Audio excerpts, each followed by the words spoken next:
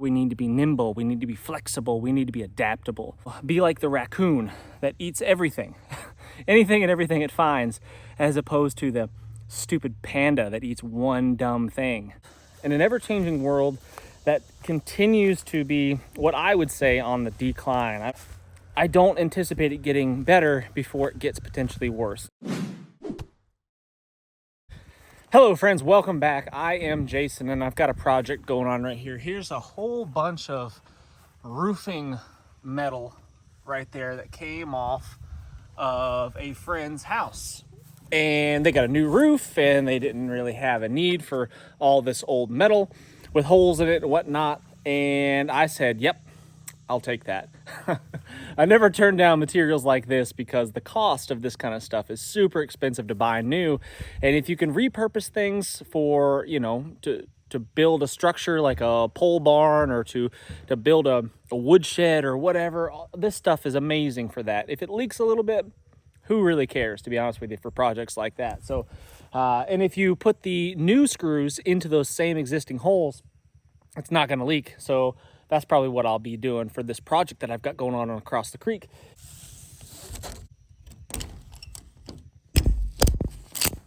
And this truck has been worth every cent and almost worth every hour that I put into building it. It is super handy, very versatile. All those cabinets on the side, man, they are nice. They are really, really handy to put all my crap in, organize all my tools and camping equipment and stuff like that.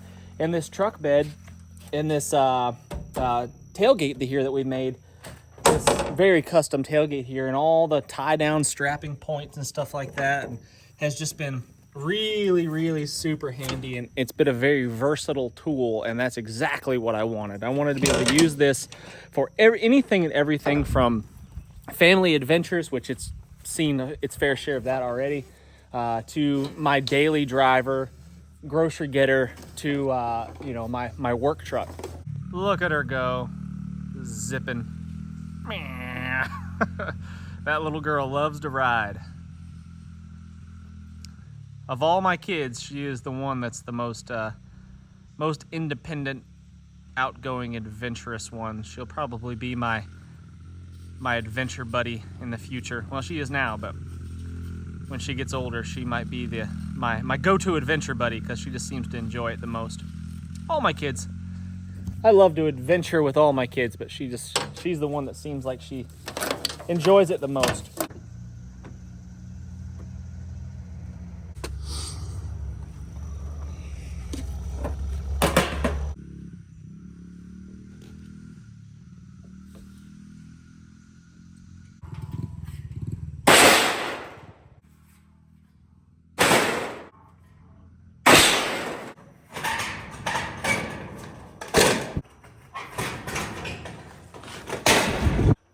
Walking away, keep walking away, keep walking away. Okay, on 3, I'm gonna drop it. 1, 2, 3. Good job, Sage.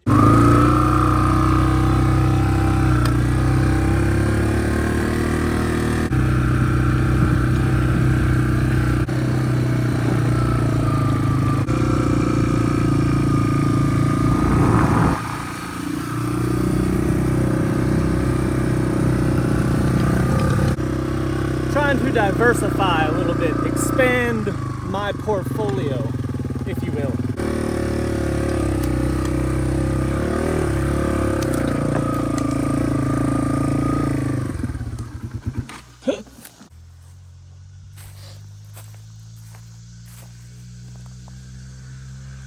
Well, I think in an ever-changing world that continues to be what I would say on the decline. I mean, I feel like America for sure has been on the decline for several years now, quite a few years, and I don't anticipate it getting better before it gets potentially worse. Now, I'm not a negative Nancy. I'm not a doomsday prepper.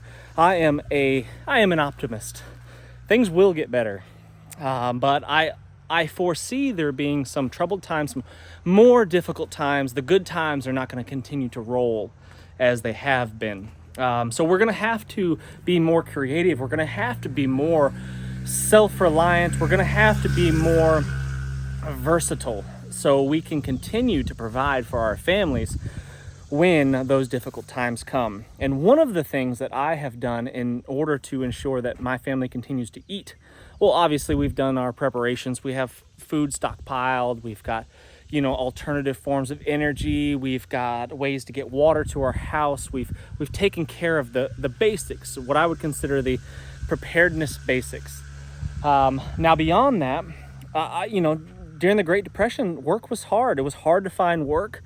There wasn't a whole lot going around. Wages were low. People were struggling. And I don't want my family to struggle, so I want to have alternative ways to provide for them. So one of the things that I have done to ensure that I can continue to provide for my family is that I have learned new skills. I have learned how to work with my hands. I went to college right after high school, mostly. Went to college and I got a job in strength and conditioning, and I was good at that. I was good at my job. I worked my way up. I was a head strength and conditioning coach. I was a human performance specialist for Naval Special Warfare. It was a good gig, and I enjoyed my job. However, I wasn't very well rounded. I didn't know how to do a lot of things. If you would have asked me, what do I do? What do I produce with my hands? I would have told you, I produce good athletes. I produce stronger, fitter, faster warriors, perhaps. But I didn't make anything. I couldn't fix things as much as I could now.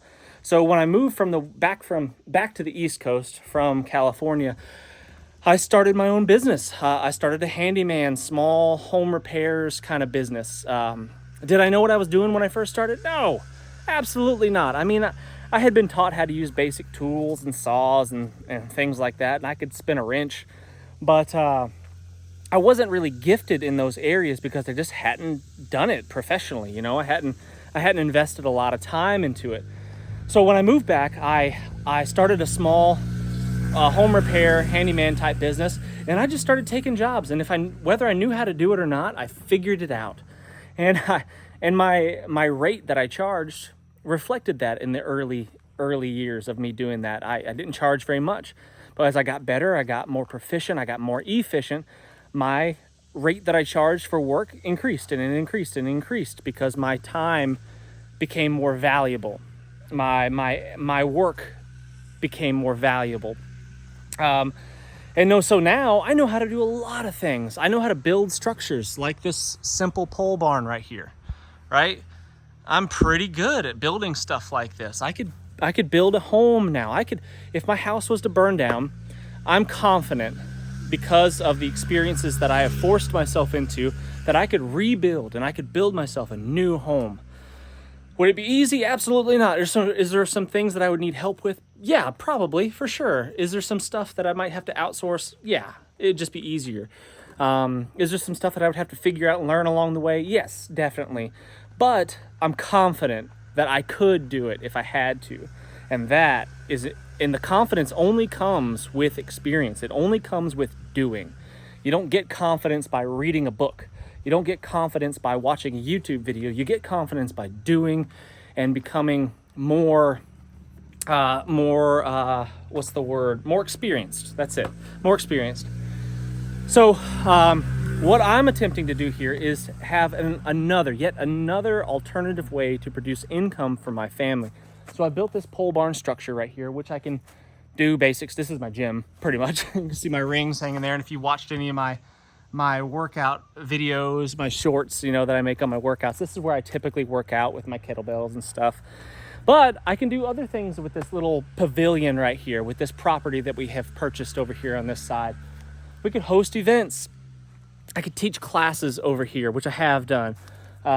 We can have a little barbecue right here underneath this structure. And up here, tucked into the woods, I'm going to be building something very similar to that, a little bit bigger. And there's also going to be a deck. So it's going to be that pole barn. It's going to be that pole barn structure right there. But imagine there being a deck, a flat wooden deck underneath it. And that's going to be essential because the ground up here is not level. It's hard to tell on camera, obviously, but it's significantly sloped right here, and that's just not ideal. So I'm going to build a deck there. So there's going to be a platform with a tin metal roof, and I'm going to put a canvas wall tent up here. So it's basically going to be a glamping type setup. So anybody and everybody could just roll in here, park right down here away from it, roll in, and camp is made. There's firewood split ready to go. There is a shelter ready to go. There's no setting up a tent or anything. It could be pouring down rain.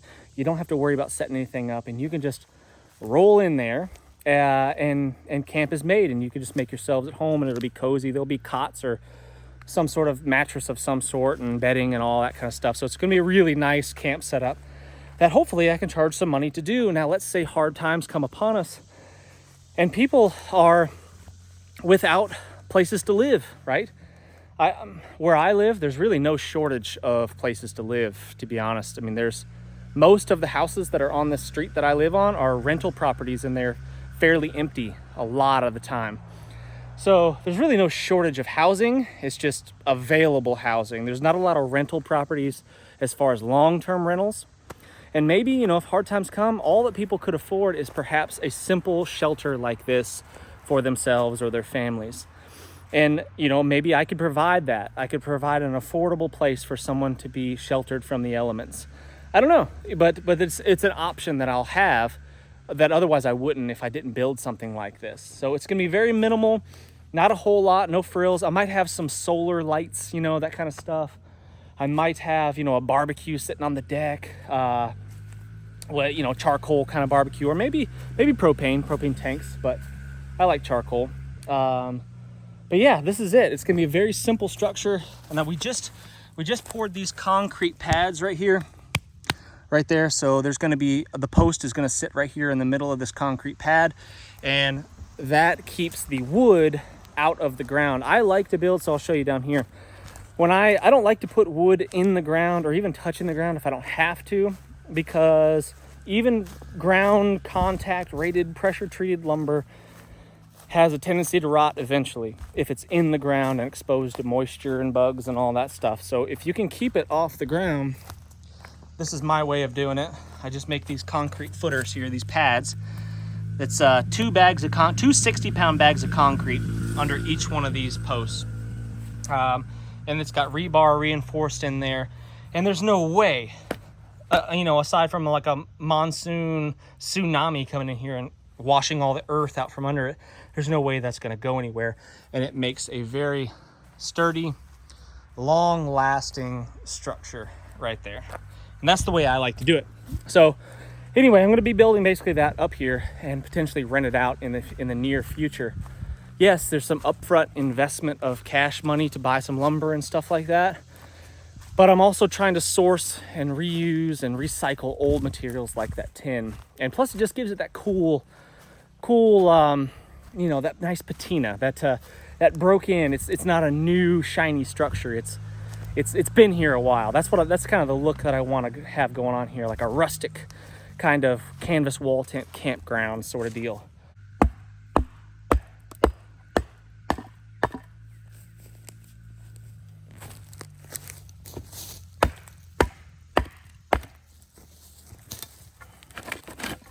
Nice.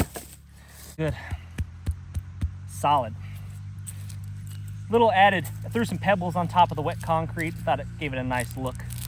Just a little something extra. And I'm just going to be cleaning up here today. So today, all I'm just going to be doing is kind of cleaning up the site a little bit. We only had to cut down really one tree. One pine tree right here was in the way of the structure on the location that we chose. And I had to cut that one down, which was kind of a pain in the neck because it got hung up there. Took a large portion of the day just to get this tree out of the way. But we managed to get it out of the way eventually and cleared our spot. So I'm just gonna do some cleaning up, get rid of some of the logs and branches and stuff that we had to trim and cut to clear the spot out, and then get ready for the next phase of construction. I have a buddy that spent 2 years living in a tent. He made it happen, so it's him and his wife did. So it's definitely possible, and our ancestors did it, lived in less less refined structures than this.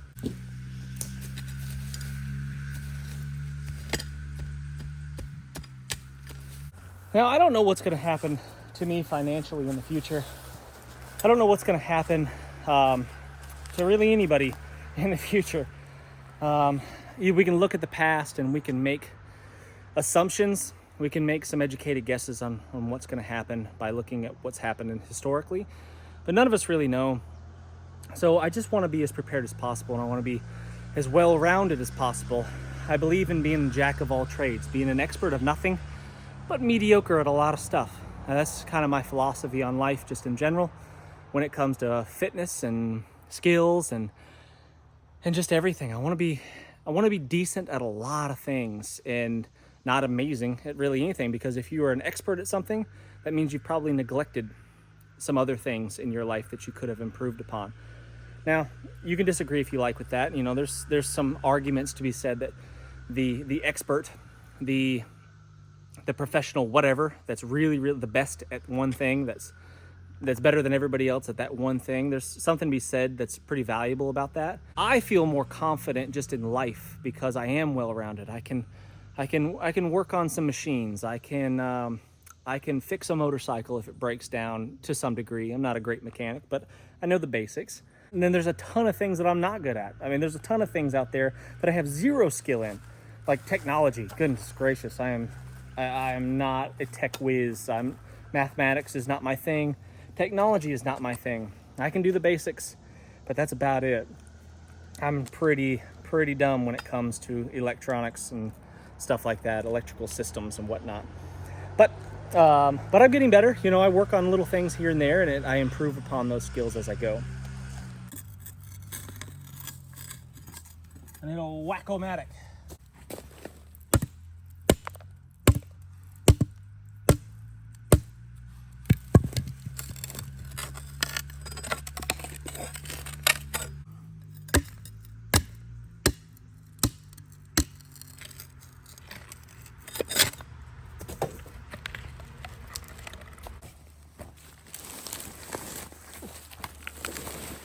Get the saw back up here.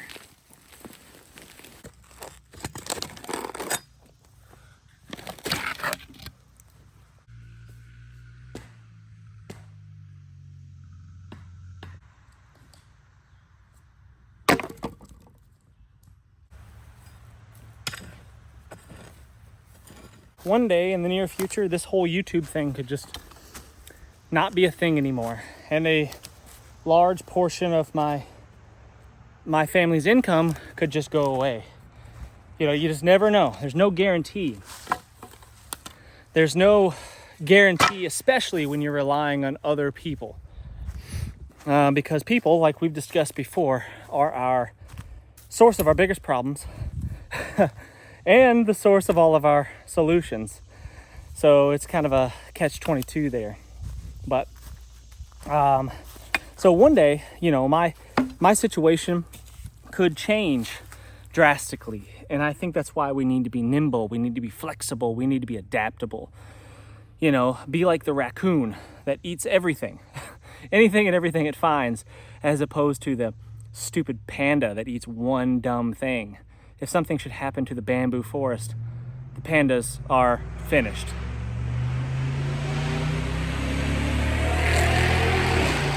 Yeah.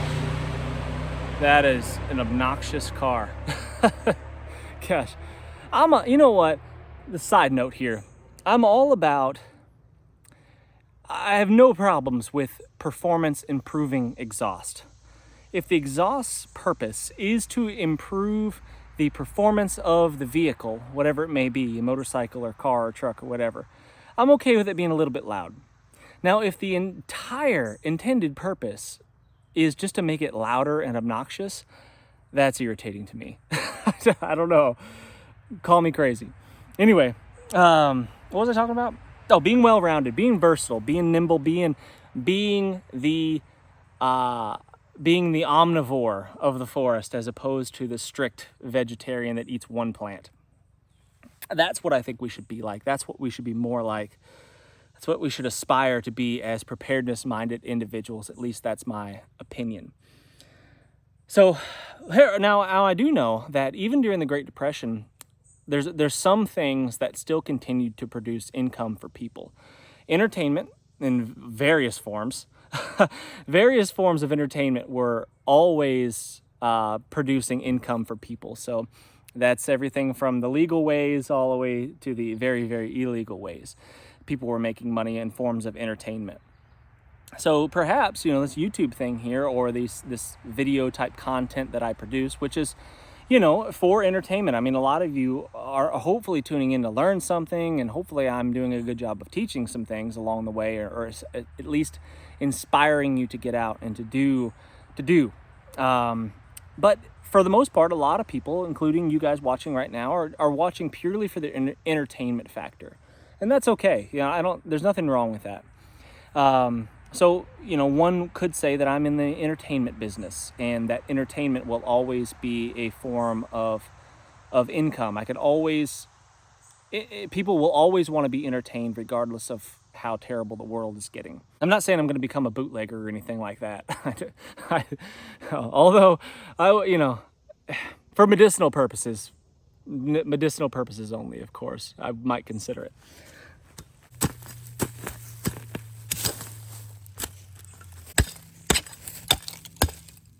I think there's more to prepping and preparedness, or whatever you want to call it, than just stacking rice and beans to the ceiling and buying all the ammo in the county. I think there's a whole lot more to it than that. I think, that's a good place to start, is stockpiling some foodstuffs. But I think once you get past that, once you've got what you think you need, to sustain your family for a period of time, I think that we need to look beyond those simple things of just stockpiling and developing new skills. And like I was saying before, the only way to develop new skills and gain confidence in those skills is with experience. So you got to get out. And I'm always telling everybody, and I don't want to sound like I'm preaching, but in order to gain experiences, you've got to get out and live life. You gotta go do things. You can only learn by doing, for the most part. That's the only real way you can get a good grasp on something, is by doing it. And if we just live our lives staying in a hole somewhere because we're too afraid that something might happen, we're going to miss out on a lot of life, and we're going to miss out on life experiences that we can learn from. It's the challenges that we encounter in those adventures that we do, those life challenges that's when we really grow. When you get a flat tire in the middle of nowhere and you got no one to fix it but yourself, AAA ain't coming. That's when you can really challenge yourself in those types of situations, and you can learn something, and you can gain so much confidence from some situations like that. And that's one of the reasons why I really enjoy putting myself into adventurous situations in faraway places. It's because you're forced to be more self-reliant, and you're forced to work with minimal equipment. And that's one reason why I like riding motorcycles so much, is because you can only carry so much crap, and you've got to figure things out. You got to be resourceful, and you've got to be creative. And that is, I think that's what makes life interesting. But anyway, so I'm expanding my portfolio, whatever that means, and I'm diversifying a little bit, and I'm seeking out ways to provide income potentially, or just extra shelter for overflow. We got guests and stuff, and we got family coming in for parties and things like that. We throw big shindigs, 2, 3, 4 times a year. We throw big shindigs, and people will come up, and they got no place to stay because the house is jam-packed full, and maybe they camp out in a tent. So even for that reason right there, it'll be a valuable asset to the family, is having an additional shelter structure like this. So anyway, love to hear what you guys think about this in the comments section. If you haven't already hit the thumbs up, you should have already hit the thumbs up. But if you haven't, please do so now. That would be really great. Share the video with anybody. The shares are really helpful. My videos are posted every Saturday and Sunday at 4 p.m. on Survival Dispatch. So if you are missing the videos, if you're not getting the notifications or whatever, if you were somehow unsubscribed, which has been happening a lot, just tune in 4 p.m. Eastern every Saturday and Sunday on Survival Dispatch, and you will catch my videos. Love to hear what you guys think about this stuff, guys. Leave it in the comment section, and I can't wait to see you on the next one.